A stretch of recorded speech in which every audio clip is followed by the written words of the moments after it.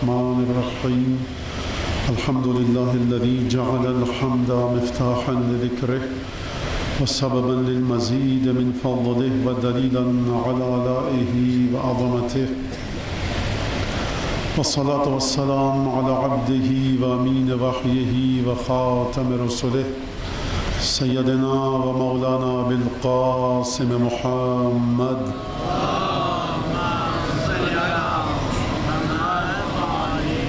وعلى أهل بيته الطيبين الطاهرين الذين ذهب الله عنهم الرجس وطهرهم تطهيرا واللعن الدائم على أعدائهم أجمعين.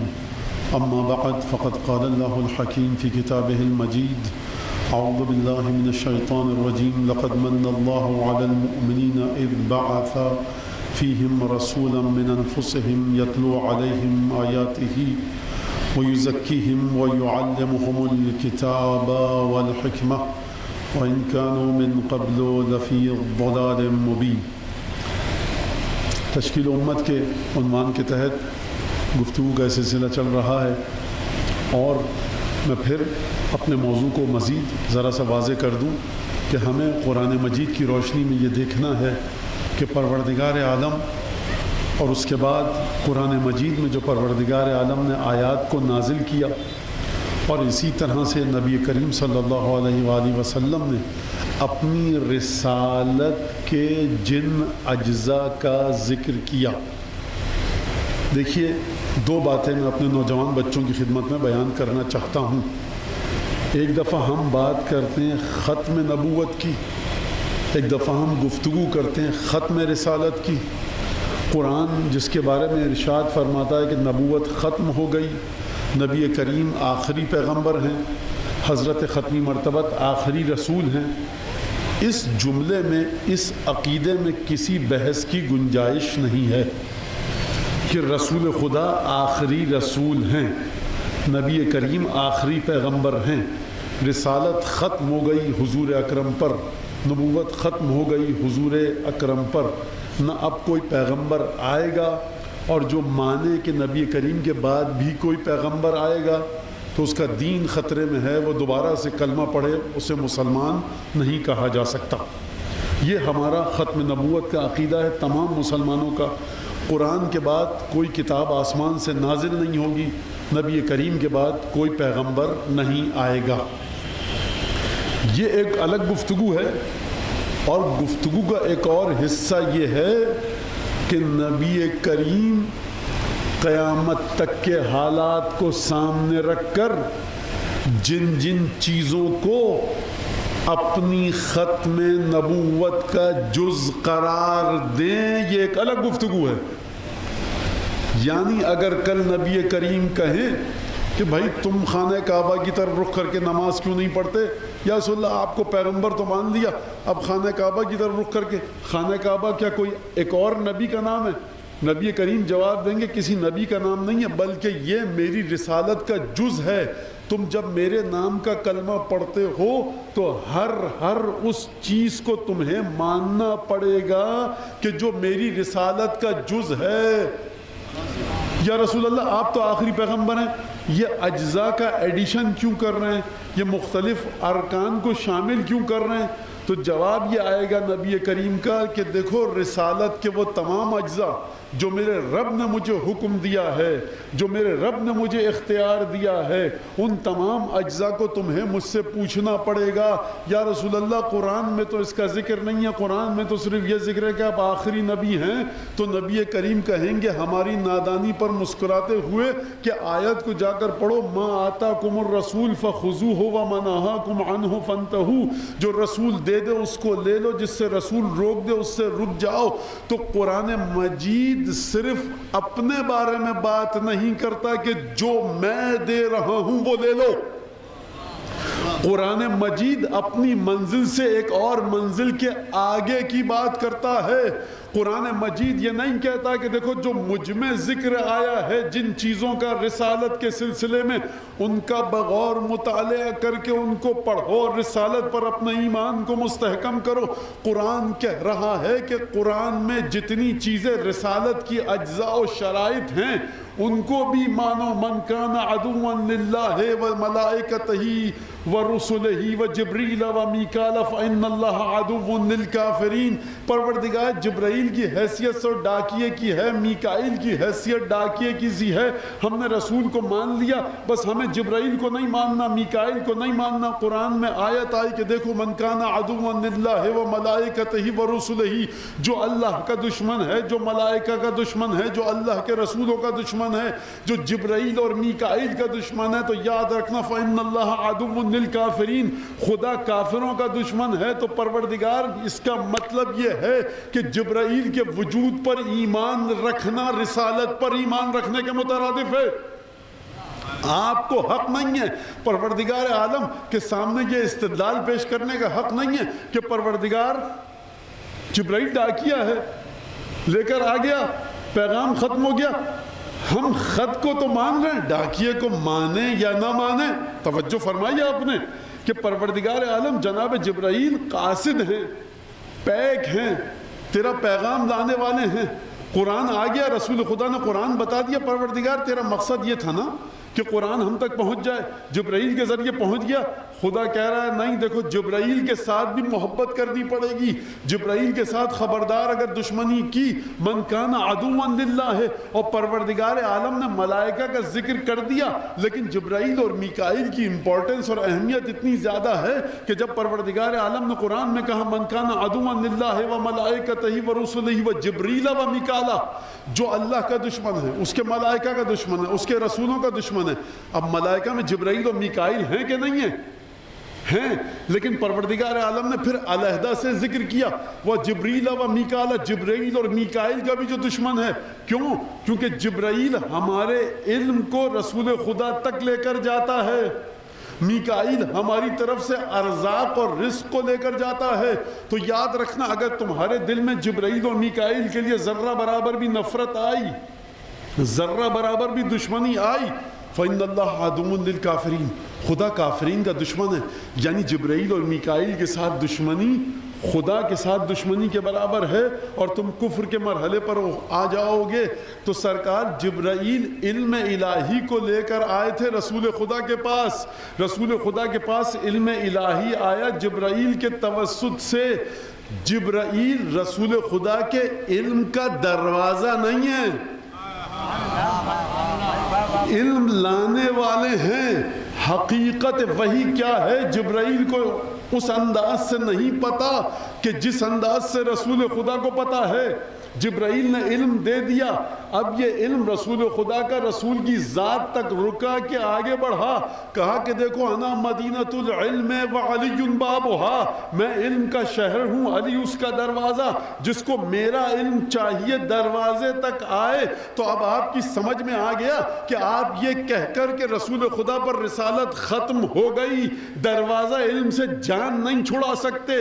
جہاں سے علم کا آغاز ہوا تھا ذات باری تعالی، جہاں پر علم کا توسط اور وسط آیا تھا جبرائیل، جہاں پر علم آ کر ختم ہوا نبی کریم آخری پیغمبر، یہ جب علم کا سلسلہ چلا تو دروازہ علم تک پہنچا۔ اگر علم کے نقطۂ آغاز کو ماننا ایمان کی علامت ہے، دل میں کدورت رکھنا کفر کی علامت ہے، تو وہ ہستی کے جس کی جانب دروازہ علم ختم ہوتا ہے، وہ ہستی کہ جو علم رسول خدا کی وارث قرار پاتی ہے۔ اور کس طرح سے علم رسول خدا کا وارث قرار پاتی ہے؟ توجہ کیجئے گا، قرآن آپ کے پاس ہے، گھر میں ہے، عربی آپ کو بڑی اچھی آتی ہے، آپ نے تفسیر کا درس لے لیا کسی بھی شیخ الحدیث سے جا کر، بہترین آپ مفتی ہو گئے، مفسر ہو گئے، مجتہد ہو گئے، پھر آپ نے جا کر کے علم حدیث کا درس بھی لے لیا، علم تفسیر کا درس بھی لے لیا۔ اب آپ نے کہا کہ صاحب قرآن یہ کہہ رہا ہے۔ ایک دفعہ امام فخر الدین رازی اپنی کتاب میں ایک روایت نقل کر رہے ہیں، اور امام فخر الدین رازی کیا، یہ تو تفسیر کے حوالے سے بات آئی، ورنہ کون سی ایسی کتاب ہے جس میں یہ حدیث نقل نہیں ہے جو میں آپ کے سامنے پیش کر رہا ہوں۔ اب آپ کو شک ہوا، دیکھیے رسالت کے ساتھ جڑنے کے راستوں کے اوپر گفتگو ہو رہی ہے کہ رسالت کے ساتھ آپ کو جڑنا کس طرح سے. اب آپ نے کہا کہ صاحب ہم تو اس تفسیر کو اس طرح سے سمجھ رہے ہیں, فلانے صاحب اس طرح سے سمجھ رہے ہیں, فلانے صاحب اس طرح سے سمجھ رہے ہیں, فلانے صاحب اس طرح سے سمجھ رہے ہیں. میں اشارہ کر کے بات کو آگے بڑھنا چاہتا ہوں کہ اب اگر کسی کے بارے میں رسول خدا یہ فرمائیں کہ حق کو پروردگار وہاں پھیر دے جہاں پر علی ہے, اس کا مطلب یہ ہے کہ کائنات میں رہتی دنیا تک ہر وہ شخص کہ جو تفسیر کا علم حاصل کر رہا ہے, جو قرآن کا علم حاصل کر رہا ہے, اگر اسے اپنے علم کے بارے میں کوئی اشتباہ ہے تو وہ کس طرح سے اپنے علم کو چیک کروائے گا, جانچ پڑتال کروائے گا علم کے حقیقی کرائٹیریا کے ذریعے. بھئی یہ لکیر ٹیڑھی ہے یا سیدھی؟ ڈی رکھیے, بچے سمجھ رہے ہیں, بڑے بھی سمجھ رہے ہیں. ڈی ہوتی ہے جیومیٹری باکس میں, ڈی کو رکھیے, بتا دے گا کہ صاحب یہ رائٹ اینگل ہے, 90 درجے کا 90 ڈگری اینگل ہے کہ نہیں ہے. اچھا یہ دو پیرلل لائنز ہیں کہ نہیں ہیں, سیٹ اسکوائر کے ذریعے رکھیے اور سمجھ لیجئے. تو آپ کی اور میری اگر بحث ہو جائے نا کہ لکیر ٹیڑھی ہے کہ نہیں ہے, آپ کی اور میری چپقلش اور تنازع ہو جائے کہ یہ زاویہ 90 درجے کا ہے کہ نہیں ہے, تو نہ بات آپ کی چلے گی نہ بات میری چلے گی. سب میں کہوں گا 90 درجے, آپ کہیں گے 90 سے کم, گفتگو قیامت تک ہوتی رہے گی, مسئلہ کہیں پر ٹھہر نہیں پائے گا. تو اسی چیز کے لیے رسول خدا نے کہا کہ دیکھو تم میں جب بھی جھگڑا ہو دیکھنا ہر چیز کو تولا جاتا ہے حق کے ذریعے, ہر چیز کو تولا جاتا ہے حق کے ذریعے. حق کو کس کے ذریعے تولو گے؟ سوال ہے بھائی. نماز فجر قضا ہو گئی, کیسے پتا؟ روشنی سورج کی نکل رہی ہے. نماز فجر کے قضا ہونے کے وقت کو سورج کے طلوع ہونے کے ذریعے سمجھتے ہیں. عصر کی نماز قضا ہو گئی, کیسے سمجھے؟ سورج ڈوب گیا. حمرہ مشرقیہ ختم ہو گیا, کیسے پتہ لگا؟ مغرب کا وقت ہو گیا, کیسے حمرہ مشرقیہ چلا گیا, مشرق کی سمت جو سرخی ہے وہ چلی گئی. تو ہر چیز کو تولنے کا ایک طریقہ ہوتا ہے نا, ایک وسیلہ ہوتا ہے, ایک ذریعہ ہوتا ہے کہ نہیں ہوتا. تو رسول خدا نے فرمایا کہ دیکھو ہر چیز کو تولو حق کے ذریعے. یہ حق تمہارے پاس ہے قرآن کی تفسیر کا, یا ان کے پاس, یا ان کے پاس. دیکھو میں تمہیں معیار دے رہا ہوں, علی مع الحق والحق مع علی. علی حق کے ساتھ ہے, حق علی کے ساتھ ہے.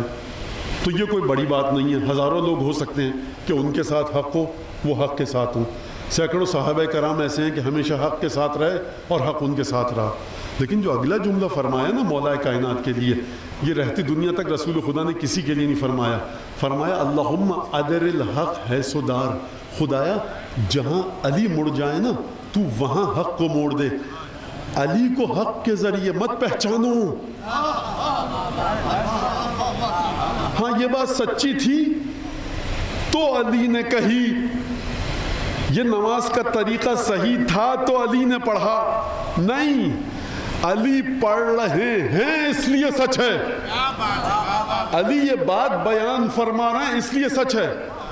کائنات کے تمام مفسر, محدث, عرفاء, خطباء, کتب, ابدال, درویش, قلندر ایک طرف, تمام کے تمام وہ لوگ کہ جو حقیقت کو جاننے کا دعویٰ کرتے ہیں وہ ایک طرف, اور وجود علی ابن ابی طالب ایک طرف. بھیا آپ علی ابن ابی طالب کو تمام علماء, فقہاء, عرفاء, صحابہ اکرام, تمام کے تمام علماء سے, مفسرین سے, کتب اور ابدال اور درویش اور صوفیہ سے آگے کیسے لے کر چلے گئے؟ کس نے حق دیا ہے؟ کیا علی رسول ہیں؟ یہی تو گفتگو ہو رہی ہے. علی رسول نہیں ہیں, لیکن زبان رسالت نے اپنی رسالت کا جز قرار دیا ہے. کہا دیکھو اگر حق کو سمجھنا ہو تو ذات علی کے ذریعے سمجھنا. یا رسول اللہ پھر آپ کہاں پر گئے؟ جواب آئے گا یہ ہم کو اختیار ہے. قرآن کی آیت نہیں پڑھی, ما آتاکم الرسول فخذوہ وما نہاکم عنہ فانتہوا. حق کا معیار ہم دیں گے, لے لو. باطل کا معیار ہم دیں گے, لے لو.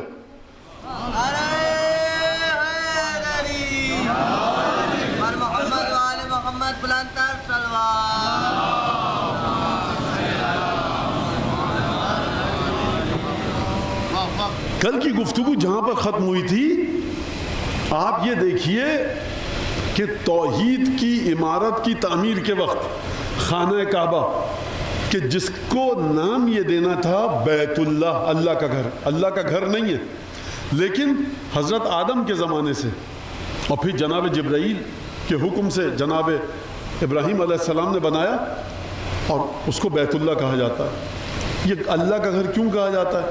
کیونکہ یہ ایک نسبت ہے احترام کے لیے۔ کائنات میں کوئی بھی جگہ اللہ کا گھر نہیں ہے۔ مساجد کے بارے میں کہا گیا کہ اللہ کا گھر ہے، لیکن خانہ کعبہ بلند ترین مقام۔ کل کی گفتگو جو ختم ہوئی تھی کہ جب حضرت ابراہیم اس عبادت کو انجام دے رہے ہیں خدا کے حکم کے مطابق، تو وہاں پر دعا کر رہے ہیں کہ پروردگار ایک ایسے رسول کو بھیج کہ یزکیہم و یعلمہم الکتاب والحکمہ و یزکیہم، آیتیں پڑھ کر سنائے، حکمت سنائے۔ وہ ترجمہ آپ کو یاد ہے، میں ترجمہ دوبارہ نہیں کروں گا یہاں پر بیٹھ کر۔ تو ایک ایسے رسول کی دعا مانگی ہے اس وقت جناب ابراہیم اور اسماعیل نے۔ اور کل جو جناب ابراہیم کا پورا واقعہ آپ کے سامنے گزرا، جو جناب ابراہیم کو بتانے کی کوشش کی میں نے آیات کی روشنی میں کہ جناب ابراہیم کی شخصیت انسانوں کے درمیان ممتاز نہیں ہے، انبیاء کے درمیان ممتاز ہے۔ پروردگار عالم بڑی توجہ کے ساتھ حضرت ابراہیم کے ساتھ گفتگو کرتا ہے۔ خوب توجہ کیجئے گا اس بات پر جو کل کے تمام واقعات بتائے کہ حضرت ابراہیم کے ساتھ کتنے لاڈ اور پیار کے ساتھ گفتگو کرتا ہے۔ کب جو گفتگو کرتا ہے جب ابراہیم بنیادی ترین سوال کریں کل کا واقعہ کہ پروردگار ارنی کیف تحیی الموتیٰ، مجھے بتا کہ تو کس طرح مردوں کو زندہ کرے گا۔ میں نے واقعہ آپ کے سامنے بتایا کہ پرندوں کو لے ان کو قیمہ بنایا، اور وہ تمام کی تمام تفصیلات جو قرآن میں کچھ ہے اور کچھ احادیث میں اور تاریخ میں اور مفسرین نے بیان کی، اور ایک پہاڑ پر رکھو۔ یہ پروردگار کتنے لاڈ اور پیار کے ساتھ گفتگو کر رہا ہے، کتنی محبت کے ساتھ گفتگو کر رہا ہے۔ اور حضرت نوح کا واقعہ میں نے آپ کو بتایا کہ دیکھو انہ عمل غیر صالح انہ لیس من اہلک، یہ تمہارا بیٹا نہیں ہے، یہ تمہارا بیٹا ہے لیکن ناخلف ہے، اس لیے بیٹا ہونے کے باوجود تعلق ٹوٹ گیا۔ جب تعلق ٹوٹ گیا تو اب آپ سے کوئی نہیں کہہ رہا کہ آپ حضرت نوح کے بیٹے کا احترام کیجیے۔ یہ جو میں نے لفظ استعمال کیا، آپ سے کوئی نہیں کہہ رہا کہ آپ حضرت نوح کے بیٹے کا احترام کیجیے، کیونکہ تعلق ٹوٹ گیا۔ تو پروردگار عالم بڑی خوبصورتی سے تعلق جوڑتا بھی ہے، بڑی خوبصورتی سے تعلق توڑتا بھی ہے۔ ضرب اللہ مثلا، پروردگار عالم مثال دیتا ہے امرأت، دو عورتوں کی کہ کانتا تحت عبدین صالحین، دو عورتیں تھیں جو ہمارے دو صالح بندوں کے پاس تھیں۔ کس کی بیوی؟ جناب نوح کی بیوی، جناب لوط کی بیوی۔ فلم تنفعہما، تو نہ لوط کی بیوی کو لوط کی زوجہ ہونے کا فائدہ ہوا، نہ نوح کی بیوی کو نوح کی بیوی ہونے کا فائدہ ہوا۔ ان دونوں عورتوں کو منہ کے بل خدا جہنم میں پھینکے گا۔ اب ایک ہو یا دو، آپ سے کوئی غرض نہیں، قرآن کہہ رہا ہے، کہہ دیا گیا، قرآن کہہ رہا ہے۔ ہم نے کہا جہنم میں، ہم کہیں گے چلی جاؤ تم دونوں جہنم میں۔ فلم تنفعہما فخانتہما، انہوں نے اپنے شوہروں کی بات نہیں مانی، اسلام نہیں لائی۔ شوہر پیغمبر، فلم تنفعہما، فائدہ نہیں دیا زوجہ ہونے نے، لیکن وہ شخص جو خدائی کا دعویٰ کر رہا ہے، آسیہ بنت مزاحم اس کی زوجہ ہے، فرعون خدائی کا دعویٰ کر رہا ہے، دل میں محبت الہی ہے۔ خداوند تبارک و تعالیٰ نے آسیہ کو اتنی عزت عطا فرمائی کہ آسیہ کا جملہ قرآن میں نقل کیا، رب نجنی من فرعون وعملہ، پروردگار مجھے فرعون اور اس کے عمل سے نجات دے، وابن لی عندک بیتا فی الجنہ، اور اپنی بارگاہ میں میرے لیے جنت میں گھر بنا۔ یہ معمولی دعا نہیں ہے، یہ آپ نے بڑی آسانی سے سن لی۔ پروردگار عالم کے پاس نہ اتنا وقت ہے اور نہ پروردگار عالم اتنی فضول باتیں کرنا چاہتا ہے قرآن مجید میں کہ قصے کہانیاں سنا کر جگہ کو بھرے۔ ٹائم فلر خدا استعمال نہیں کرتا، جگہ کو بھرنے کی بات نہیں کرتا۔ پروردگار کہہ رہا ہے دیکھو نوح اور لوط جیسے کی بیویاں بھی ہوں گی، ان کی بات نہیں مانیں گی، منہ کے بل جہنم میں پھینک دیں گے۔ کسی نبی کی بیوی ہو، کسی نبی کا بیٹا ہو، کسی نبی سے کوئی تعلق ہو، ہمیں اس کی کوئی گھبراہٹ نہیں ہے۔ ہمیں جو کنسرن ہے، ہماری جو توجہ ہے وہ یہ کہ انہ عمل غیر صالح، کون غیر صالح ہے اور کون صالح ہے، اس بات کو آپ ذہن میں اپنے رکھیے گا۔ جب یہاں تک بات آئی، لیکن وہی آسیہ فرمایا پروردگار مجھے فرعون اور اس کے عمل سے نجات دے، وابن لی عندک بیتا فی الجنہ، اور میرے لیے جنت میں ایک گھر بنا۔ اور روایات جو رسول خدا اور جناب آسیہ اور اہل بیت کے حوالے سے جو ہیں وہ بڑی عجیب روایات ہیں. تو ہماری گفتگو کہاں پہ آ گئی ہے؟ میں آپ کے سامنے یہ بات کہنا کیا چاہتا ہوں کہ نبی جس کو بھی اپنی ذات کا جز قرار دے دے وہ رسالت کا جز بن جائے گا، اور رسالت پر ایمان کے ساتھ ساتھ اس ہستی کو ماننا پڑے گا، اس کتاب کو ماننا پڑے گا، اس عمارت خانہ کعبہ کو ماننا پڑے گا. حج پہ جائیے، صفا و مروہ کے چکر نہ کاٹیے، بے جان پہاڑیاں ہیں. نہیں سرکار، رسول خدا حج کو لے کر کے آئے اور رسول خدا نے حکم دیا صفا و مروہ کے گرد چکر کاٹو، آپ کو ماننا پڑے گا. قربانی کا حکم رسول خدا نے دیا، ماننا پڑے گا. حج پہ گئے، عمرے پہ گئے، سر نہ منڈوایا، یہ کون سی فضول چیز ہے؟ یہاں پر جا کر ایمان خطرے میں پڑ جائے گا. یعنی وہ معمولی کام جو ہر مسلمان و غیر مسلم انجام دیتا ہے، اگر آپ کے دل میں کدورت آ گئی اس حکم کے سلسلے میں کہ سر کو میں کیوں منڈواؤں، میں کیوں قربانی کروں، یہ کیا سلسلہ ہے کہ سفید لنگوٹ باندھ کر خانہ کعبہ کے گرد چکر کاٹوں، اب اپنے کپڑوں میں چکر کاٹوں گا، حج نہیں ہوگا. اور زیادہ ضد کی تو اسلام خطرے میں پڑ جائے گا. آپ دیکھ رہے ہیں کہ پروردگار عالم کس طرح سے رسالت کے اجزاء کو پھیلا رہا ہے، تو آپ کو ایک ایک جز کو دیکھنا پڑے گا، جانچ پڑتال کرنی پڑے گی. ایک درود بھیجے محمد والے محمد کو. کہ آپ نے اشہد ان لا الہ الا اللہ و اشہد ان محمد رسول اللہ پڑھا، نماز پڑھی اور گھر میں ٹہلتے ہوئے چلے گئے اور ٹانگ پہ ٹانگ رکھ کر چائے پی سو گئے، صبح کی پھر نماز پڑھی، قرآن پڑھا. بلکہ تشکیل امت نام ہے اس بات کا کہ نبی کریم ہر معمولی ترین چیز کو اگر اپنی رسالت کا جز اور حصہ قرار دیں آپ کو ماننا پڑے گا. چلیے سرکار ذرا خدمت میں چلیے جناب عیسیٰ اور جناب موسیٰ علیہ السلام کی، کہ رسالت کے ذریعے کس طرح سے رسالت پر گفتگو قرآن مجید فرما رہا. ایک درود بھیجے محمد والے محمد اور بھجوائیے. پروردگار عالم نے حضرت نوح کے ساتھ گفتگو کرتے وقت کیا فرمایا تھا؟ کل جو میں نے آپ کے سامنے آیت پڑھی، یا نوح دیکھو بات سنو، انہو لیس من اہلک، یہ تمہارے گھر کے افراد میں سے نہیں ہے. انہو عمل غیر صالح، یہ تمہارا غیر صالح بیٹا ہے، نیک بیٹا نہیں ہے تمہاری نسل سے لیکن بد عمل ہے، تو ہم اس کو تمہارا بیٹا نہیں مان رہے. فکان من المغرقین حال بینہم الموج، ابھی نوح کی گفتگو ہو رہی تھی، موج آئی اور بیٹے کو لے کے چلی گئی، بیٹا ڈوب گیا. نوح نے کل کیا کہا تھا جو میں نے آپ کے سامنے پیش کیا؟ پروردگار ان وعدک الحق وان ابنی من اہلی، میرا بیٹا تو میرا بیٹا ہی ہے پروردگار، تیرا وعدہ سچا ہے. اور پروردگار یہ کیا ہو گیا؟ میرا بیٹا ڈوب گیا. وانت احکم الحاکمین، تو بہترین حکم کرنے والا ہے. تو پروردگار نے جواب دیا اور کیا کہا؟ انی اعوذک ان تکون من الجاہلین، تو میں نصیحت کر رہا ہوں کہ نادانوں میں سے نہ ہو جاؤ. جیسے یہ پروردگار عالم نے ایک پروردگار کی طرف سے تنبیہ آئی، جناب نوح کا جملہ قرآن میں ہے، پروردگار انی اعوذ بک ان اسألک ما لیس لی بہ علم، پروردگار میں پناہ مانگتا ہوں تجھ سے، تیری پناہ میں آتا ہوں کہ تجھ سے کوئی ایسی چیز مانگوں جس کا مجھے علم نہ ہو. خوب توجہ کیا آپ نے کہ پروردگار عالم نے، میں نے کل بھی کہا تھا، اتنا وقت نہیں دیا، اتنا رحم نہیں آیا پروردگار کو. یہ پروردگار جو ارحم الراحمین ہے،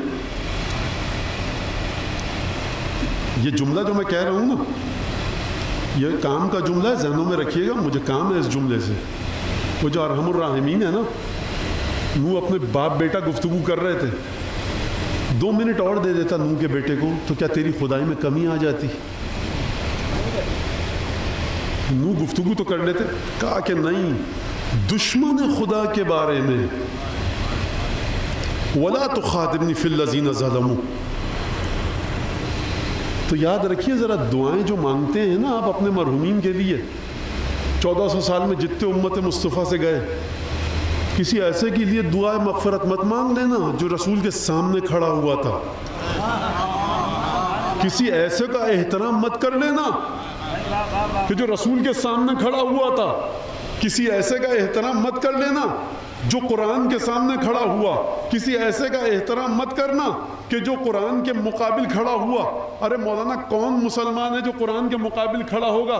بھائی قرآن کے پورے مقابل کھڑا ہو کافر. ایک سورہ انا آتینا کل کوثر کے مقابلے پہ کھڑا ہو کافر. آیے تطہیر کے مقابلے پہ کھڑا ہو، آیے مباہلے کے مقابلے پہ کھڑا ہو. بھائی قرآن میں یہ اب آپ کے اوپر تشخیص ہے. قبر میں آپ جائیں گے، میں نہیں بتاؤں گا کون تھا کون نہیں تھا، میرا مطالعہ ہی کیا تاریخ کا، لیکن یاد رکھیے گا پروردگار نے نوح کے بیٹے پر رحم نہیں کیا، کہا وَلَا تُخَاطِبْنِي فِي الَّذِينَ ظَلَمُوا، میرے ساتھ ان کے بارے میں گفتگو مت کرنا جو ظالم ہیں۔ یہ نوح کے بیٹے کا ظلم تھا کس سطح کا؟ پہلے اب یہ سنو، اب قرآن سے اب یہ گفتگو سنو ذرا، یہ نوح کے بیٹے کا ظلم تھا کس سطح پر؟ آدم سے رسالت چلی، نوح تک آئی، ابھی اتنے زیادہ انبیاء نہیں گئے ہیں، نوح کے سامنے ظلم کیا تھا نوح کے بیٹے نے۔ توجہ فرما رہے ہیں آپ؟ نوح کے بیٹے نے جو ظلم کیا تھا وہ جناب نوح تک کی رسالت کا تھا۔ بھائی کامن سینس کی بات ہے، بھائی ایک ستون آدھا بنا، آپ نے ہتھوڑی لے کے توڑ دیا تو آپ نے آدھے ستون کو برباد کیا نا۔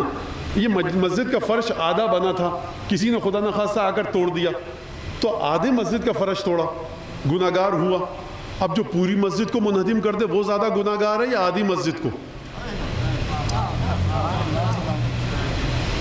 تو اب مجھے یہ بتائیے کہ نوح کی رسالت کی حقیقت ختمی مرتبت کے سامنے اور ابراہیم کے سامنے کیا ہے؟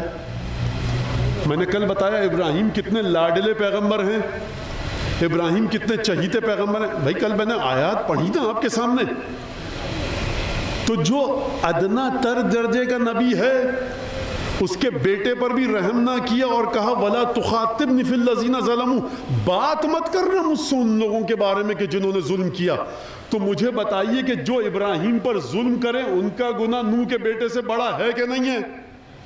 جو ابراہیم کی اولاد پر ظلم کرے ان کا گناہ نوح کے بیٹے سے بڑا ہے کہ نہیں ہے؟ جو رسول اللہ پر ظلم کرے ان کا گناہ رسول اللہ کے سلسلے میں بڑا ہے کہ نہیں ہے؟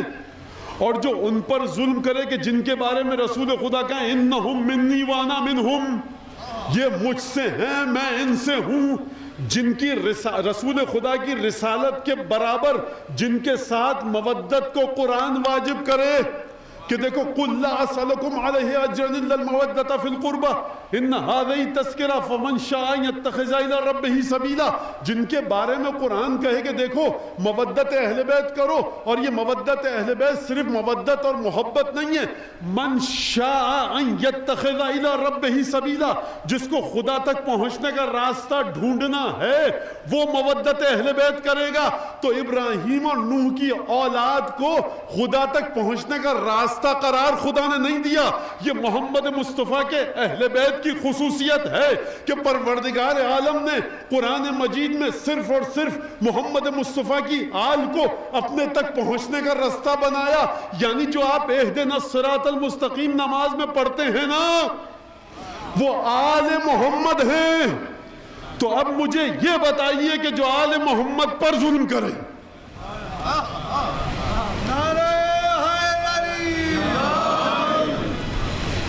محمد و آل محمد بلند تر چلو، ہو رہی تھی بات ہی ہو رہی تھی کہ کسی کے لیے دعائے خیر کریں، جب کسی کے لیے جنت میں بلند درجات کے مقامات کو طلب کریں تو سوچ کر کیجئے گا کہ یہ وہ لوگ تو نہیں ہیں کہ جو نبی کے سامنے آ کر کھڑے ہو گئے، کیونکہ خدا نے حضرت نوح جیسے پیغمبر کو نہیں چھوڑا تو آپ کو چھوڑے گا کسی ظالم کی دعا پر؟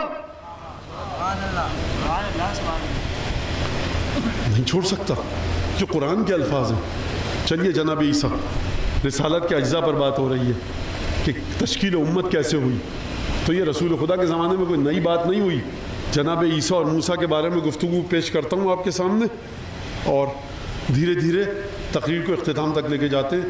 ایک درود بھریے محمد آل محمد پر۔ ان کا مزاج بڑا عجیب ہے، بیٹا تھا مار دیا، اچھا کشتی میں پروردگار آنے دیتا، دیکھتا معجزات کو، دیکھتا سدھر جاتا، شاید تو مہلت دیتا ہے۔ کہا مہلت ہر ایک کو دیتے ہیں، جو نبی کے مقابلے پہ آتا اس کو مہلت نہیں دیتے، اس کے لیے کوئی نرمی نہیں ہے۔ نبی کو چھوڑ دو، نبی کی نالائن کی طرف نفرت سے نگاہ کرو، تمہارا ایمان چلا گیا۔ علامہ امینی بیٹھے ہوئے تو خدا درجات بلند کرے، عبدالحسین امینی کہنے لگے سرکار یہ بتائیے کہ حضرت عباس سے مودت واجب ہے؟ کوئی حضرت عباس سے مودت نہ کرے تو کیا وہ جہنم میں جائے گا؟ جنت میں جانا شرط تو نہیں ہے حضرت عباس سے مودت کی۔ تو آپ بتائیے کہ ہاں عباس کی بات کو چھوڑو. اچھا جب آپ کسی اہل ولا رکھنے والے عالم کو مذاق کریں نا ولایت کے سلسلے میں, تو پھر وہ بڑا خطرناک جواب دیتا ہے اور پھر اگلے پچھلے سارے وہ پردے چاک کر دیتا ہے. نالین پہنی ہوئی تھی, نالین پھینکی, کہا عباس کو چھوڑو, میں عباس کا ایک ادنا ترین خادم بھی نہیں ہوں, میری نالین سے بھی نفرت رکھو گے نا منہ کے بل جہنم میں جاؤ گے. اچھا یہ ہر مولوی کے کہنے کے اوقات کا جملہ نہیں ہے, یہ ہر امامہ لگایا ہوا داڑھی ہے تو آپ نے کہا کہ یہ انہوں نے کہا تھا, تو یہ ہر مولوی اس قابل نہیں ہے. یہ عبدالحسین امینی کی زبان میں دم ہے جو یہ بات کہہ رہا ہے. اب وہ ایک الگ گفتگو ہے کہ عبدالحسین امینی کون تھے, کیا گفتگو تھی, وہ پھر کبھی صحیح, لیکن زبان میں دم ہونا چاہیے. شیخ عباس قمی مفاتی آپ سب کے گھر میں موجود ہے, جا رہے تھے عراق زیارت کے لیے, سرحد پہ کسی کے گھر میں مہمان ہو کر رکے آرام کرنے کے لیے. بچہ آیا بڑی تکلیف میں, میزبان سے پوچھا کیا ہے, کہا کہ سرکار اس کے پیٹ میں شدید درد ہوتا ہے. کہا کہ پانی لے کر آؤ, پانی لائے, اپنی انگلی گھمائی, کہا کہ دے دو. بچے نے پیا, پیٹ کا درد صحیح. کہا سرکار کون سی دعا پڑھی تھی, کہا کوئی دعا نہیں پڑھی تھی. کہا پھر, کہا کہ اس انگلی سے میں نے 50 برس قال الباقر و قال الصادق کا جملہ لکھا ہے. اس انگلی سے میں نے مفاتیح الجنان لکھی ہے. اس انگلی سے اہل بیت کی دعاؤں کو لکھا ہے. میری نیت سوائے خدا کے کچھ اور نہیں تھی, شہزادی کونین کی خوشنودی کے علاوہ. اس ہاتھ میں اتنی برکت بھی نہیں ہوگی کہ ایک بچے کے پیٹ کا درد صحیح کر دے. میں یہ پھر کہہ رہا ہوں, یہ ہر ہمہ شمہ مولوی آپ آ جائیں میرے پاس, گلا مولانا ذرا انگلی, میں پہلے کہہ رہا ہوں نا بھائی میرا بلڈ گروپ ان جیسی ہستیوں سے بہت دور ہے. ہم رٹو توتے کی نا رٹا کر کچھ جملے ممبر پہ بیان کر لیتے, یہ مت سمجھنا کہ مولانا بھی انہی علماء کی طرح ہے. ہماری عادت, ہماری اوقات یہ کہ کچھ فضائل مصائب کہہ دیے, رہے نام اللہ کا, قبر اور قیامت تصحیح ہو جائے, آپ کے عقائد سمجھ جائیں, اس سے آگے ہماری کوئی اوقات نہیں ہے. سمجھے بات کو؟ تو ولایت کے بارے میں اپنی اوقات کو انسان ذرا ٹھیک سے رکھے. مطلب عجیب قسم کے, کوئی صاحب سفیر ولا بن کے گھوم رہے ہیں, کوئی صاحب سفیر اعظم بن کے گھوم رہے ہیں, امام حسین بس باقی رہیں گے, کبھی آ جائے گا پوسٹر میں خود امام حسین آ رہے ہیں. کوئی صاحب شہنشاہ مصائب ہے, کوئی صاحب بحر الفضائل ہے. ارے اگر یہ شہنشاہ مصائب بحر فضائل یہاں بٹ رہا ہے تو جناب زینب کو کس مقام پر رکھو گے, سید سجاد کو کس مقام پر رکھو گے؟ ہر ایک کے دماغ میں خناس سما کے, امامے والے کے دماغ سے بھی خناس نکالو, نوح خان کے دماغ سے بھی خناس نکالو, اوقات پہ رکھو ہر ایک کو. ہم ذاکر حسین کے علاوہ کچھ نہیں ہے, اور لقب نہیں لگایا جائے گا میرے نام کے ساتھ 4-5 تو میں ناراض ہو جاتا ہوں. جس کو ذاکر حسین کی نوکری پسند نہیں ہے وہ کہیں اور جا کے پتھارا لگائے. جس کو مولا کا نوح خان ہونے میں کہنے میں تکلیف ہوتی ہے 1800 ٹائٹل لگے, ارے تمہارے نام کے ساتھ 1800 ٹائٹل لگے تو ابو الفضل عباس کو میں کیا القاب دوں, میں جناب زینب کے بارے میں ذکر کیا کروں؟ ہر ایک کو جو نوح خان, جو علامہ امامے والا, شیروانی والا, جس کو تکلیف ہوتی ہے ذاکر اہل بیت صرف لکھنے سے, مت بلاؤ اس کو. قرآن میں تھوڑی آیا ہے کہ یہی ذاکر ذکر کرے گا, یہی نوح خان آئے گا تو تمہاری عزاداری قبول ہوگی. مت برداشت کرو حسین ابن علی سے ٹکرانے والے کو. رتی برابر بھی شائب آئے ہٹاؤ. ارے بچہ ہکلا کے نوح پڑھ دے, بی قبول کر لیں گی, تمہاری جنت بن گئی. عقیدے کو درست کرو, اپنے نیت کو خالص کرو. درود بھیجے محمد و آل محمد پر.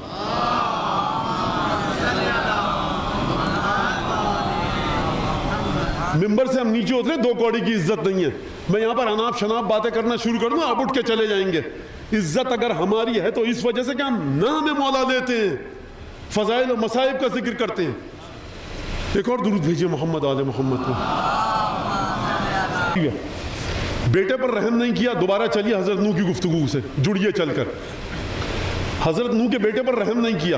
میں پورا آپ کو منظرنامہ سیناریو بتا چکا ہوں. 2 منٹ انتظار کر لیتا, پروردگار تیری توحید میں کون سی کمی آ جاتی. کہا کہ نہیں, ولا تخاطبنی فی الذین ظلموا, ہم سے گفتگو مت کر ان لوگوں کے بارے میں کہ جو ہمارے بارے میں ظلم کر چکے ہیں, ہمارے نبی سے ٹکرا چکے ہیں. نہ ہم تم دونوں کی بیویوں پر رحم کیا ہم نے, نہ تمہاری اولاد پر رحم کیا. اچھا بات ختم ہو گئی, چلیے جناب صالح کی طرف. فقال لهم رسول اللہ ناقۃ اللہ فسقیاها فکذبوه فعقروها فدمدم علیہم ربهم بذنبهم فسواها ولا يخاف عقباها. آیت کیا ہے؟ یا قوم, سورہ ہود, یا قوم هذه ناقۃ اللہ لکم آیہ فذروها تأکل فی ارض اللہ ولا تمسوها بسوء فیأخذکم عذاب قریب. پروردگار عالم نوح کے بیٹے کا واقعہ سنا, ذہن میں ہے, انسان پر رحم نہیں کیا پروردگار عالم نے. اب چلیے جا کر پروردگار عالم سورہ ہود میں کیا فرما رہا ہے. فرما رہا ہے کہ جب ہم نے جناب صالح کی دعا کے مطابق پہاڑ میں سے ایک اونٹنی کو صحیح و سالم زندہ و جاوید برآمد کیا. بھائی اونٹنی کو کوئی اسٹیجز ہوتے ہیں نا, اس کے بعد متولد ہوتی ہے اونٹ یا اونٹنی اپنی ماں سے, لیکن یہ اونٹنی عجیب تھی, پہاڑ میں سے نکل کر آئی. اور حضرت صالح نے اپنی قوم سے کہا کہ یا قوم ہے, اے میری قوم کے لوگوں دیکھو, ہاذہ ناقۃ اللہ. آیت اتنی خوبصورت ہے لیکن افسوس یہ ہے کہ آیت اتنی خوبصورت ہے لیکن افسوس یہ ہے کہ اس آیت کے یہ میرے لیے پیپر لا کے دے دیجیے اس سے پہلے کہ وقت گزرے. ایک درود بھیجے محمد علیہ محمد. اس لیے یہ لیا کہ ہو سکتا ہے تقریر کے بیچ میں کوئی بات ہو کہنی ہو مجھے, تو اس وجہ سے میں نے معذرت, آپ کو ڈسٹرب ہوا مزاحم ہوا. یہ میری قوم دیکھو, یا قوم ہاذہ ناقۃ اللہ لکم آیا, یہ اللہ کی اونٹنی ہے. اچھا وہ اللہ کا گھر, یہ اللہ کی اونٹنی. اگر خدا نہ ماننے پہ آئے تو نوح کے بیٹے پہ رحم نہ کرے, اور اگر ماننے پر آئے تو ایک بے زبان حیوان کو کہا یہ میری اونٹنی ہے. یا قوم ہاذہ ناقۃ اللہ لکم آیا, یہ خدا کی اونٹنی ہے. خدا اس پر بیٹھے گا نہیں, خدا نے خلق کیا ہے. ہاں تو ہر اونٹنی کو خدا نے خلق کیا, اس اونٹنی میں کیا خاص بات ہے؟ یہ نبی کی دعا سے نکل کر آئی ہے پہاڑ کی کھو میں سے, لہٰذا یہ خدا کی اونٹنی ہے. دیکھو ہاذہ, یا قوم, اے میری قوم, ہاذہ ناقۃ اللہ, یہ اللہ کی اونٹنی ہے. لکم آیا, یہ تمہارے لیے خدا کی نشانی ہے. فذروہا, چھوڑ دو اس کو. تأکل فی ارض اللہ, یہ زمین خدا میں جہاں چاہے, جس کے کھیت میں جائے, جس کے گھر میں جائے, جس کے باغ میں جائے, اپنا منہ مار کر جو چیز کھانا چاہے کھا لے. خدا کی اونٹنی ہے نا. پروردگار میرے باغ میں کیوں آئے تیری اونٹنی؟ باغ دیا کس نے؟ ہم نے. اونٹنی ہماری. تم کون ہوتے ہو؟ میں اشارہ کرنا چاہتا ہوں, اور اشارے کو اگر آپ سمجھ گئے تو بہت ثواب ملے گا مجھے, اور میرے قبر سے کچھ عذاب کم ہو جائے گا. یعنی جب کوئی چیز خدا سے نسبت پیدا کر لینا, چاہے وہ اونٹنی ہی ہو, تو پھر تمہارا مال اس کے سلسلے میں تمہارا نہیں رہتا. اب جس کو اگر کسی پر اعتراض ہو, اللہ کی اونٹنی پر خدا کہہ رہا ہے گھر کے دروازے کھول دو, باغ کو کھول دو, جہاں چاہے چرے, یہ اللہ کی اونٹنی ہے, اس کا احترام یہ ہے, تو یہ بتاؤ جو اللہ کی آل ہوگی اس کا احترام کتنا ہوگا؟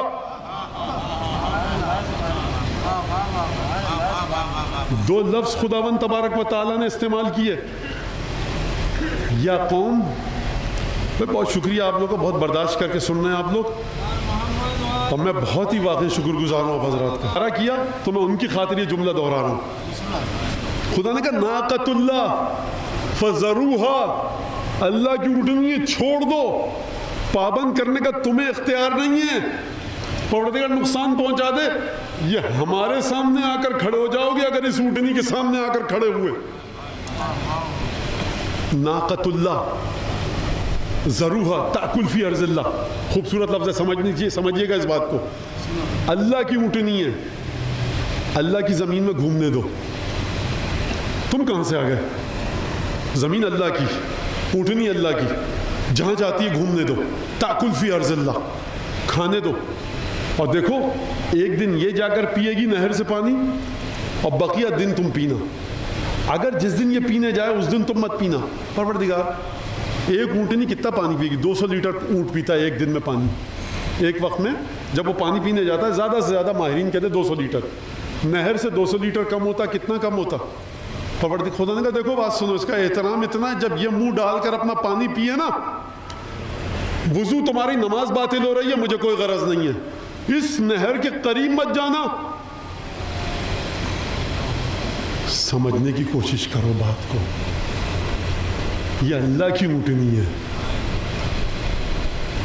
اس اونٹنی سے مودت نبی کریم کی رسالت کا اجر نہیں قرار پائی ہے تو یہ منزلت ہے. وہ جو آل رسول ہے, جس سے مودت رسول خدا کی رسالت کے برابر ہے, تو اس کے تو دائرے سے بہت دور رہنا، نہ اس کی ولایت پر شک کرنا، نہ اس کی ولایت میں کسی کو شامل کرنا، نہ اس کے سامنے اپنے قد کو علم کرنا، نہ اس کے مقابلے میں اپنے وجود کا اظہار کرنا. تو یہی تو میں کہہ رہا ہوں آپ کی خدمت میں سرکار کہ یہ تمام کے تمام جو ٹائٹل اور القاب ہیں، صرف ایک لقب چاہیے ہم کو، ذاکر حسین، عزادار حسین کا. دیکھو وَلَا تَمَسُّوهَا بِسُوءٍ، اور خبردار توجہ کیجئے گا قرآن کے لفظ پر، بِسُوءٍ، کسی بھی رتی برابر بری نیت کے ساتھ اس کو چھونا مت. قتل کی بات نہیں ہو رہی ہے، چابک اور ہنٹر مارنے کی بات نہیں ہو رہی ہے، دھکا دینے کی بات نہیں ہو رہی ہے، ذبح کر کے چھری پھیر کے گوشت کھانے کی بات نہیں ہو رہی ہے. وَلَا تَمَسُّوهَا، کوئی نہ چھوئے اس کو، خبردار مت چھونا. بِسُوءٍ، بِسُوءٍ کا مطلب سمجھ رہے ہیں آپ کیا ہے؟ رتی برابر بری نیت کے ساتھ. پروردگار ہم اگر اس زمانے میں ہوتے تو ہم حضرت صالح کی نبوت پر ایمان لے آتے. یہ اونٹنی بھی حضرت صالح کی رسالت کا جز قرار پا گئی. ارے جو خدا رسالت کا جز، صالح کی نبوت کا جز ایک اونٹنی کو قرار دے سکتا ہے، تو کیا وہ ان ہستیوں کو رسول کی رسالت کا جز قرار نہیں دے سکتا کہ جن کے بارے میں کنور مہندر سنگھ بیدی نے فرمایا، اے جبین مصطفیٰ یہ تو بتا، اے جبین مصطفیٰ یہ تو بتا، کتنے سجدوں کا صلہ ہے فاطمہ. آپ کن ہستیوں کی بات کرتے ہیں؟ رسالت کا جز کون قرار پا رہے ہیں؟ میں نے تقریر کے شروع میں کہہ دیا تھا کہ ختم نبوت الگ چیز ہے، ختم رسول ہونا الگ چیز ہے، آخری کتاب قرآن ہے الگ چیز ہے، اور کون کون جز ہے رسول خدا کی رسالت کا یہ الگ چیز ہے. تو پروردگار عالم نے کیا کہا؟ لا تمسوها بسوء، رتی برابر کسی بری نیت کے ساتھ چھونا مت اس کو. تو ہوگا کیا؟ فَيَأْخُذْكُمْ عَذَابٌ قَرِيبٌ، بہت جلد تمہیں ایک عذاب آ کر دبوچ لے گا. پروردگار قتل کرنے کی نیت سے نہیں، اگر بری نیت سے اس اونٹنی کا ایک بال تکلیف دینے کی غرض سے تم نوچو، خدا کہہ رہا ہے کہ عذاب قریب آ جائے گا. قتل ہونا، مکہ مارنا، ٹھوکر مارنا، دھکا دینا، پانی پینے سے روکنا تو بہت بات کی بات ہے. اگر تم اس اونٹنی کے بدن کا ایک بال غصے میں نفرت کے ساتھ کہ صالح کی اونٹنی ہے، خدا کی نشانی ہے، ہم اس اونٹنی کا ایک بال نوچے تاکہ بلبلائے یہ، اگر تم نے ایک بال نوچا جہنم کے مستحق ہو جاؤ گے. تو سرکار اب میں کیا کروں کہ قرآن کتنی چیزوں کو رسالت کا جز قرار دیتا ہے. ارے قرآن اگر رسول صالح جیسے پیغمبر کی رسالت کا جز ایک اونٹنی کو قرار دے دے کہ جو صالح کی دعا سے متولد ہوئی، تو مجھے یہ بتائیے کہ ابراہیم جیسے پیغمبر کی دعا سے متولد ہونے والی آل ابراہیم کی منزلت کس مقام پر ہوگی؟ بھئی صالح کی نبوت کا درجہ ادنا، ابراہیم کی نبوت کا درجہ کہیں اعلیٰ. ابراہیم جس پیغمبر کے لیے دعا مانگے اس کی خصوصیت سنیے. صالح نے اونٹنی کے لیے دعا مانگی. اونٹنی آپ کو حکمت کی تعلیم نہیں دے گی، اونٹنی آپ کو تزکیہ نہیں کرے گی، اونٹنی تلاوت قرآن پڑھ کر نہیں سنائے گی، اونٹنی اندھیروں سے نور کی جانب نہیں لے کر جائے گی، اونٹنی نور کے مرحلے پر نہیں ہے. تو پروردگار عالم اس کی اتنی منزلت بیان فرما رہا ہے. تو مجھے یہ بتائیے کہ وہ ابراہیم جیسا پیغمبر کہ جو چہیتا اور لاڈلا ترین پیغمبر ہو، اگر وہ اپنے کسی آنے والے کے لیے دعا کرے کہ پروردگار میری نسل میں سے، میری اولاد میں سے ایک اس طرح کا پیغمبر آئے کہ جو ان کو کتاب کی تعلیم دے، حکمت کی تعلیم دے، پاک کرے، تزکیہ کرے، یعنی پروردگار ابراہیم کی محنتوں کا نچوڑ ہو وہ پیغمبر، اور اس پیغمبر کو پھر اس پیغمبر کے اجزاء رسالت کیا ہوں گے. تو پروردگار کا مزاج بڑا عجیب ہے. احترام دینے پر آیا تو اونٹنی کو احترام دے دیا، اور بے احترامی کرنے پر آیا، بے عزت کرنے پر آیا، اوقات بتانے پر آیا تو نوح کے بیٹے کا بھی خیال نہ کیا، نوح اور لوط کی بیویوں کا بھی خیال نہ کیا. پروردگار کچھ تو ذرا سی مہلت، کہا کہ دیکھو یہ عجیب سلسلہ، اور پھر جب حضرت قال الحواریون لعیسی ابن مریم، جب حواریوں نے کہا حضرت عیسیٰ سے کہ اے عیسیٰ ابن مریم هل یستطیع ربک ان ینزل علینا مائدۃ من السماء، تمہارا پروردگار اس بات پر قادر ہے، طاقت رکھتا ہے کہ ہمارے لیے آسمان سے ایک دسترخوان کو نازل کر دے؟ حضرت عیسیٰ نے کہا کہ اتقوا اللہ ان کنتم مومنین، خدا سے ڈرو اگر تم صاحب ایمان ہو۔ آیت کا رب سمجھے آپ؟ حضرت عیسیٰ، میں ہاتھوں کو جوڑ کے کہوں گا یہ آپ کی امت ہے، یہ کون سا انہوں نے غلط سوال کیا، کوئی بےہودہ بات، بدتمیزی، بے ادبی کی؟ کہا کہ حضرت عیسیٰ یہ بتائیے هل یستطیع ربک، آپ کا پروردگار اس میں یہ طاقت ہے کہ آسمان سے ینزل علینا مائدۃ من السماء، سورہ مائدہ، آسمان سے دسترخوان نازل کر دے ہمارے لیے؟ حضرت عیسیٰ نے جواب کیا دیا؟ اتقوا اللہ ان کنتم مومنین، اللہ کا تقوی اختیار کرو اگر تم صاحب ایمان ہو۔ دسترخوان کی فرمائش میں اتنی بڑی دھمکی، اگر تم ایمان والے ہو تو خدا سے ڈرو، کیا مطلب؟ حواری سمجھ گئے، کہنے لگے کہ نريد ان ناكل منها وتطمئن قلوبنا ونعلم ان قد صدقتنا ونكون عليها من الشاهدين۔ حضرت عیسیٰ، ارے آپ یہ سب باتیں کیوں، ناراض کیوں ہو گئے؟ یہ میرا لفظ ہے، ناراض کیوں ہو گئے؟ ہم تو یہ چاہتے ہیں صرف نريد ان ناكل منها، ہم اس میں سے کھانا چاہتے ہیں، وتطمئن قلوبنا، ہم چاہتے ہیں ہمارے دلوں پہ کو ایک اطمینان پہنچ جائے، اور نعلم، اور ہم یہ جاننا چاہتے ہیں ان قد صدقتنا، کہ آپ نے ہم سے سچ بولا ہے، اور نکون علیہ من الشاہدین، اور ہم اس پر گواہ رہیں۔ خوب توجہ کیجیے گا، بات دسترخوان کی نہیں ہو رہی تھی۔ کہا کہ بھائی پروردگار عالم، حضرت عیسیٰ کے حواری چاہتے تھے کہ طاقت رکھتا ہے آپ کا رب کہ آسمان سے ایک دسترخوان نازل کر دے؟ حضرت عیسیٰ نے کہا اللہ کا تقوی اختیار کرو، ڈرو خدا سے اگر تم مومن ہو۔ کہا کہ یا نبی اللہ، ہم تو یہ چاہتے ہیں کہ اس دسترخوان میں سے کھائیں اور ہمارے دلوں کو اطمینان ہو، اور ہم یہ جان لیں کہ آپ نے ہم سے سچ کہا۔ توجہ فرما رہے ہیں، نعلم ان قد صدقتنا، اور ہم یہ جان لیں کہ آپ نے ہم سے سچ کہا۔ تو ابھی تک میں کیا کہہ رہا تھا؟ جھوٹ بول رہا تھا تم سے کیا؟ توجہ فرما رہے ہیں کہ آسمان سے دسترخوان اتر تو ہم یہ چاہتے ہیں، اور پھر وَنَكُونَ عَلَيْهَا مِنَ الشَّاهِدِينَ، اور ہم اس کے گواہ رہیں۔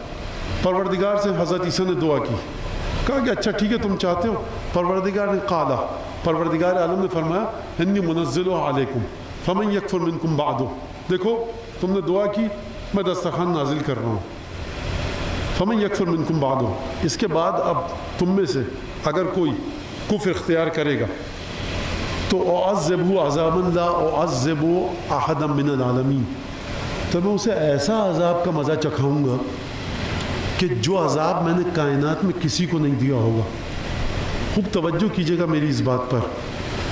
پروردگار دسترخوان اترے گا، کھائیں گے نہیں کھائیں گے یہ تیرے پیغمبر کے ساتھ تو ہیں، تجھ سے دعا کی ہے، تو کہہ رہا ہے کہ اب اس دسترخوان کو کھانے کے بعد اور دیکھنے کے بعد جو کفر اختیار کرے گا، اب یہ نہیں پتہ یہاں پر کہ کفر کی بات ہو رہی ہے اسلام سے پھر جانے کی، یا کفر کا مطلب یہ ہے کہ کفران نعمت، یعنی دسترخوان کی نعمت کو جو ٹھکرائے گا۔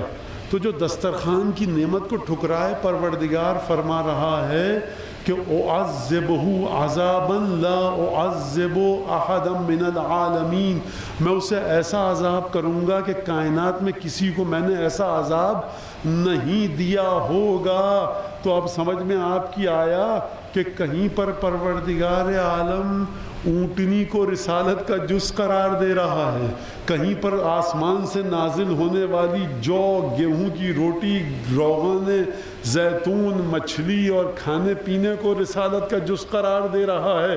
تو عزیزان گرامی، یہ پروردگار عالم نے داستان سرائی نہیں کی ہے، یہ آپ کو قصے کہانیاں نہیں سنائے ہیں۔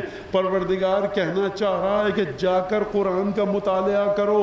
عیسیٰ کے لیے جز رسالت دسترخوان، موسیٰ کے لیے جز رسالت کیا قرار دیا، صالح کے لیے جز رسالت اونٹنی کو قرار دیا۔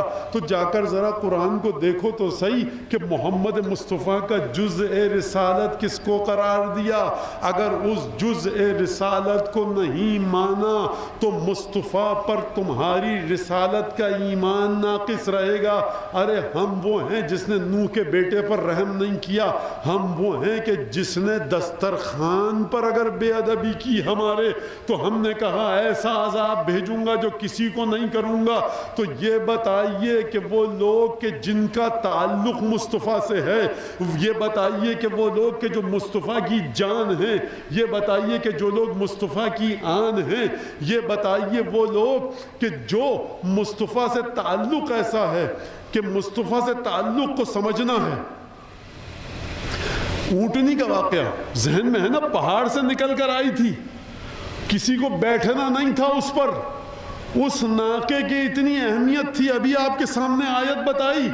تو مجھے یہ بتائیے کہ ناقے کی اہمیت اتنی کہ نہ جس پر حضرت صالح بیٹھے نہ اللہ میاں بیٹھے گا, اس کی اتنی اہمیت. تو مجھے یہ بتائیے کہ 6 برس کا وہ بچہ کہ جس کے لیے رسول خدا ناقہ بن جائیں.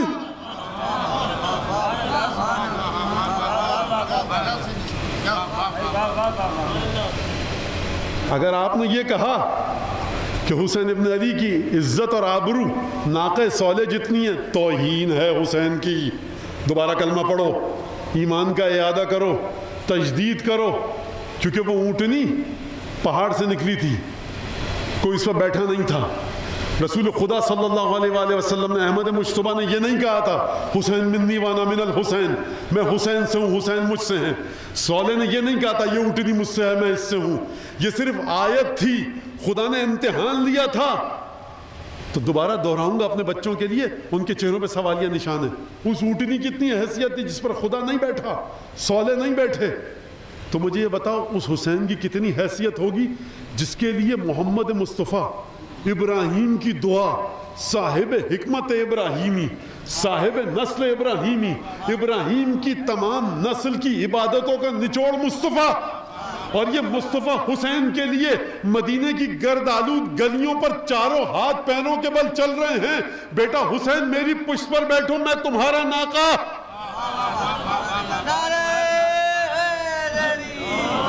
بہت بڑی عظیم ہستی کوئی آ رہی تھی مدینے کی گلیوں میں, کوئی عظیم ہستی آ رہی تھی.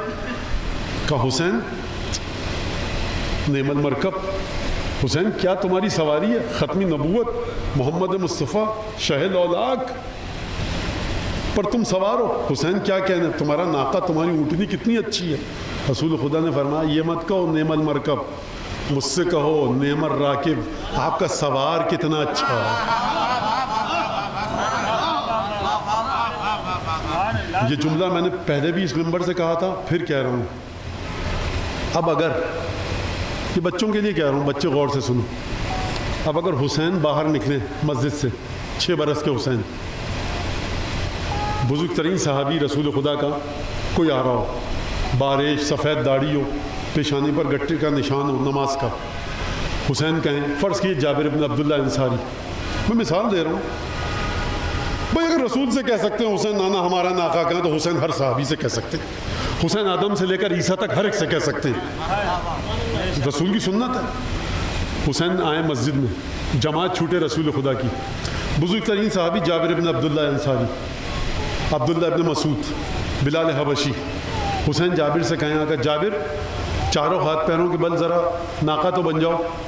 اب اگر جابر پلٹ کر یہ کہتے ہیں صاحبزادے رسول زادے ہو لیکن صحابی کا ادب کرنا سیکھیے, تو حسین کیا جواب دیں گے؟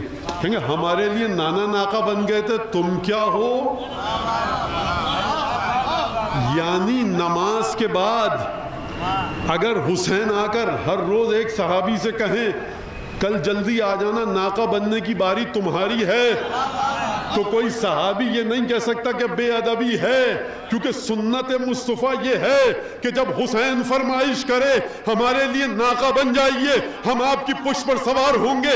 اگر کائنات کا آخری پیغمبر محمد مصطفیٰ حسین کے لیے ناقہ بن جائے تو صحابہ کرام کو تو چھوڑیے, آدم سے لے کر عیسیٰ تک کے لیے باعث فخر ہے کہ حسین کہیں تم جھک جاؤ ہم تمہاری پشت پر بیٹھیں گے.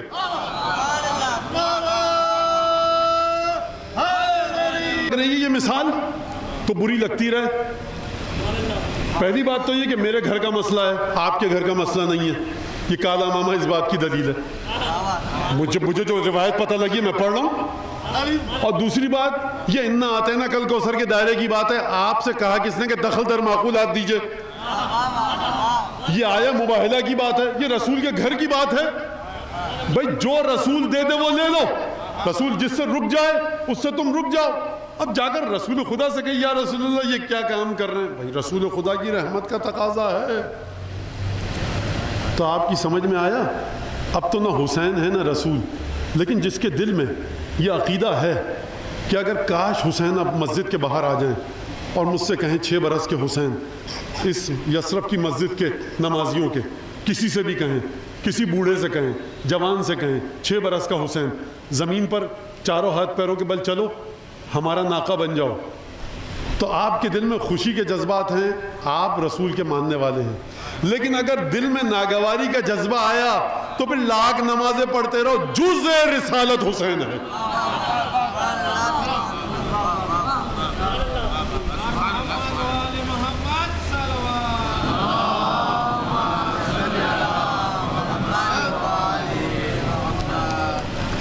روایت سنی شیعہ تمام علماء نے لکھی، مسلسل بوسے لے رہے ہیں، کبھی امام حسن کا کبھی امام حسین، یا رسول اللہ کتنے بوسے لیں گے، کتنی دفعہ چومیں گے، کسی نے پوچھا۔ اچھا رسول خدا پیار کر رہے ہیں نواسوں کو، بچے یا رسول اللہ ان کو چھوڑیے، تسبیح ہاتھ میں لیجئے، سبحان اللہ والحمد للہ ولا الہ الا اللہ واللہ اکبر پڑھیے، قرآن کی تلاوت کیجئے۔ اگر حسن حسین سامنے آئے تو اہم ترین عبادت ان کے بوسے لینا ہے، سن لو۔ روایت ہے سلمان فارسی کی کہ میں اپنے کاموں سے فارغ ہوا، جلدی سے دروازہ سیدہ پہ گیا، بیت الشرف ہے شہزادی کونین پہ، دروازہ کھٹکھٹایا، شہزادی آئیں، کہا شہزادی کوئی کام ہے تو بتائیے۔ ارے سلمان کیا آ گئے یہاں پر، کام ہے تو بتائیے۔ رسول خدا کی مسجد برابر میں 2 رکعت نماز پڑھو، 2000 رکعت کا ثواب ملے گا۔ ارے جب تک در سیدہ موجود ہے، واجبات کے بعد سب سے بڑا واجب یہ ہے کہ سیدہ کے دروازے پہ بیٹھ جاؤ۔ اہم ترین چیز یہ جو آپ نے بڑی توجہ کے ساتھ برداشت کیا، مجھے خدا آپ کو سلامت رکھے، ایک درود بھیجے محمد و آل محمد۔ اللہ کی سب سے بڑی فضیلت کیا ہے؟ کیا ہے؟ یہ آپ پڑھتے ہیں زیارت میں، السلام علیکم یا انصار دین اللہ۔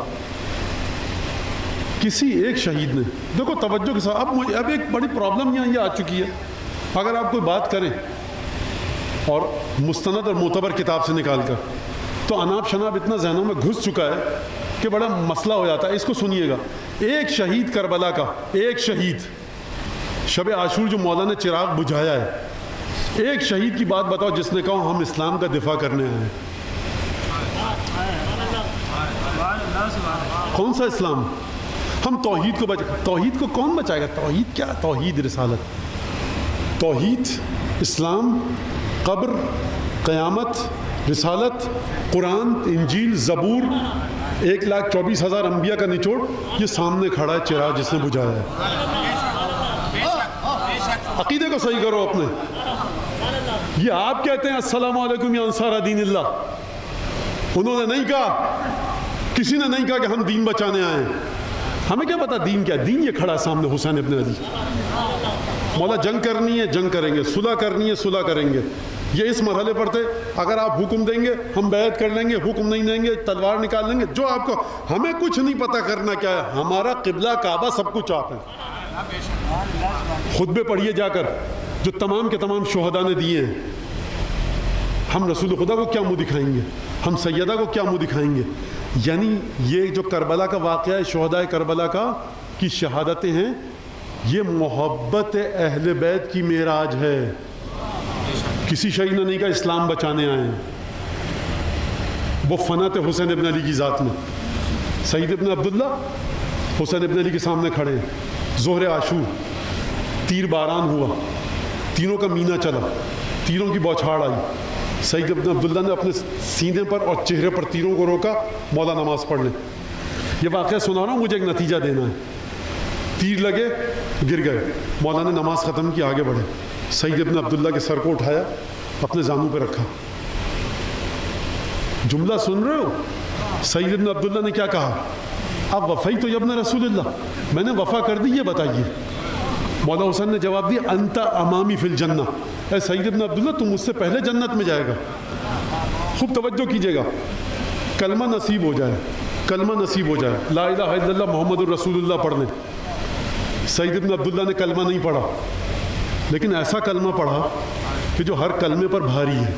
ایک دفعہ زہیر ابن قین اور حبیب کی طرف دیکھا، کہا علیک بہذا الرجل، حسین سرانے کھڑے ہیں، سعید ابن عبداللہ کی جان نکل رہی ہے، سانسیں اکھڑ رہی ہیں، کلمہ نہیں پڑھا۔ کہا کہ زہیر ابن قین، حبیب دیکھو حسین کا خیال رکھنا، یہ جملہ کہاں مر گئے، کدھر کا کلمہ، کہاں کا کلمہ؟ کلمہ یہ ہے، توحید یہ ہے، رسالت کا جز یہ ہے، قبر یہ ہے، قیامت یہ ہے، عقیدہ یہ ہے، ایمان یہ ہے، پل صراط یہ ہے، تطایر کتب یہ ہے، میزان یہ ہے، خدا کے نور کی ہر تجلی حسین ابن علی ہے۔ کون سا کلمہ؟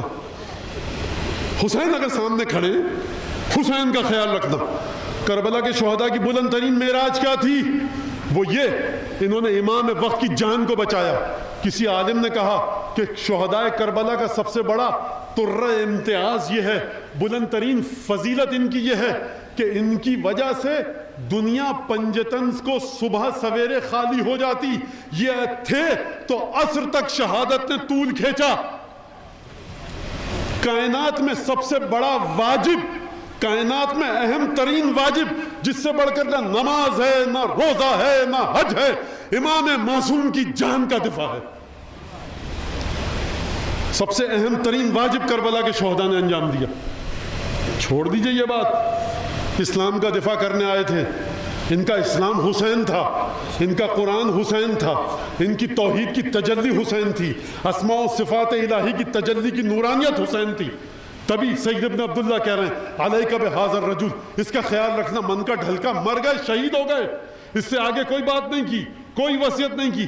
کہا کہ ارے جب حسین کے بارے میں کہہ کے جا رہا ہوں کہ خیال رکھنا، تو خود بخود توحید کا سفر طے کر لیا، رسالت کا سفر طے کر لیا۔ ان شہداء کی معراج ہے یہ کہ ان کی خاطر حسین ابن علی نے کچھ گھنٹے زیادہ سانسیں لی، یعنی نور پنجتن زمین پر دیر تک جگمگاتا رہا۔ یہ ان کی فضیلت ہے، یہ ان کا ترہ امتیاز ہے۔ امام معصوم کی جان ان کی خاطر بچی، عزیزان گرامی، جان بچی ان کی خاطر۔ حسین کا امتحان عصر عاشور ختم ہو گیا، لیکن کچھ بیویوں کا امتحان جو شروع ہوا شام غریبہ سے۔ روایت کے بڑے عجیب جملے ہیں کہ 40 دن تک عالم غیب میں ماتم ہوتا رہا، 40 دن تک افق پہ سرخی چھائی رہی۔ یہ میں شیعہ کتابوں سے نہیں پڑھ رہا، یہ اہل سنت اور اہل تشیع، شیعہ سنی دونوں نے لکھا ہے، تمام محدثین نے لکھا ہے کہ 40 دن تک افق پہ سرخی چھائی رہی، لالی چھائی رہی۔ علماء نے اس کی تفسیر یہ بیان کی ہے کہ کیونکہ حسین کی بچیاں اور بہنیں قید میں تھیں، پروردگار عالم مرحلہ جلال اور غضب میں تھا۔ جب تک یہ بیویاں کربلا میں حسین کی قبر تک نہ پہنچی، گویا کہ جلال اور غضب الہی ماند نہ پڑا، ٹھنڈا نہ پڑا۔ یہ مت سمجھ لینا کہ حسین کی رگے گردن بریدہ ہوئی، پروردگار عالم کا کام ختم ہوا۔ پروردگار عالم اس وقت تک غیظ اور غضب کے عالم میں تھا کہ جب تک ان بیویوں نے کھل کر حسین پر گریہ نہ کیا، یعنی حسین کے گریے نے غضب الہی کو ٹھنڈا کیا۔ ان بیویوں کو لے کر جایا گیا، کل میں نے روایت پڑھی نا آپ کے سامنے کہ جو علامہ بحر العلوم نے لکھی ہے، مولا حسین قرآن پڑھ رہے تھے، اس دخلت علیہ زینب، جملہ کیا ہے؟ دخلت علیہ زینب، زینب حسین کے حجرے میں داخل ہوئی، مولا نے قرآن بند کیا، مناسب جگہ پر رکھا، فقام اجلالا لہا،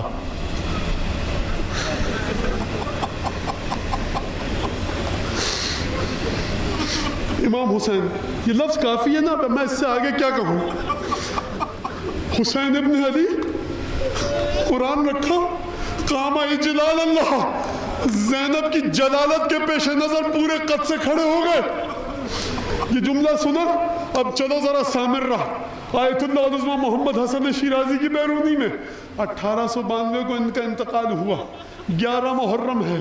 حضرت آیت اللہ نے حکم دیا مجلس منعقد کی جائے, اسرائے شام کے حالات پڑھے جائیں, حسین ابن علی کی بہنوں کے مصائب پڑھے جائیں, قید پڑھی جائے, اسارت پڑھی جائے کہ کس طرح سے بیویوں کو قیدی بنا کر لے جایا گیا. آیت اللہ العظمہ موجود. ایک دفعہ ذاکر آیا, کھڑا ہوا اور اس نے یہ جملہ پڑھا, دخل زینب علی ابن زیاد, زینب ابن زیاد کے دربار میں داخل ہوئی. ارے آیت اللہ نے امامہ پھینکا, منہ پر تماچے لگائے, ماتم شروع کیا. کہا ٹھہر جا. کہا سرکار ابھی تو مصائب کا پہلا جملہ ہے, ابھی مجلس ختم نہیں ہوئی, ابھی مصائب کا ذکر پورا ہونے دیجئے. آیت اللہ نے فرمایا ارے اے شخص, اس کے بعد کون سے مصائب کا ذکر باقی رہتا ہے کہ علی کی بیٹی ارے ابن زیاد جیسے فاسق کے دربار میں آئے. میں ہاتھوں کو جوڑ کر عرض کروں گا اس کا اجر آیت اللہ العظمہ شیرازی کی خدمت میں پہنچے. میں کہوں گا قبلہ کہاں وہ جملہ, ایک جملہ بی بی زینب کی خدمت میں عرض کروں گا, مولا حسین کو مخاطب کروں گا, کہوں گا بی بی جب آپ ابن زیاد کے دربار میں داخل ہوئی ہوں گی تو وہ مدینے کا منظر یاد آیا ہوگا کہ جب آپ حسین کے حجرے میں داخل ہوئی, حسین قرآن کی تلاوت میں مشغول تھے, آپ کو بیٹھنے نہ دیا, آپ سے پہلے حسین اپنی جگہ سے اٹھے. یہ میرا دل کہتا ہے کہ ہاتھ پکڑ کر بلایا ہوگا, بہن کو کلیجے سے لگایا ہوگا, پیشانی کا بوسہ لیا ہوگا. فاطمہ جیسی صورت ہے نا, فاطمہ جیسی عصمت ہے, ماں یاد آئی ہوگی, پھر بٹھایا ہوگا, بڑے پیار سے بات کی ہوگی. میں کہوں گا بی بی وہ مدینہ تھا, وہ بھیا حسین تھے, لیکن میری بی بی جب ابن زیاد کے دربار میں آپ داخل ہوئی ہوں گی تو دل پر چھریاں چلی ہوں گی کہ فاسق کا دربار ہے. ارے زینب رسن بستا ہے, کوئی احترام کرنے والا نہیں. اگر تھے احترام کرنے والے, ایک نیزے کی نوک پر عباس کا سر ہے, ایک نیزے کی نوک پر حسین کا سر ہے. زینب اپنی بہنوں کے ساتھ رسن بستا ہے صحرا کی گرد سے.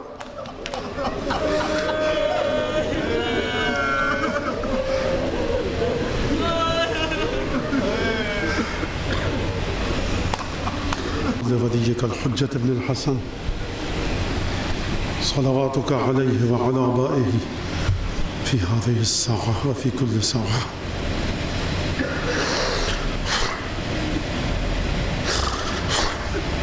وليا محافظا وقائدا وناصرا ودليلا معينا حتى تسكن أرضك طوعا وتمتعه فيها طويلا. اللهم بحق محمد وآل محمد عليك صل على محمد وآل محمد وعجل فرجهم واهلك عدوهم من الجن والإنس من الأولين والآخرين واكفنا ما همنا وارزقنا العافية ووسع رزقنا وطول أعمارنا مع الصحة والسلامة في الجسم والروح. ربنا تقبل منا إنك أنت السميع العليم وتب علينا إنك أنت التواب الرحيم. دعاء صحت کی درخواست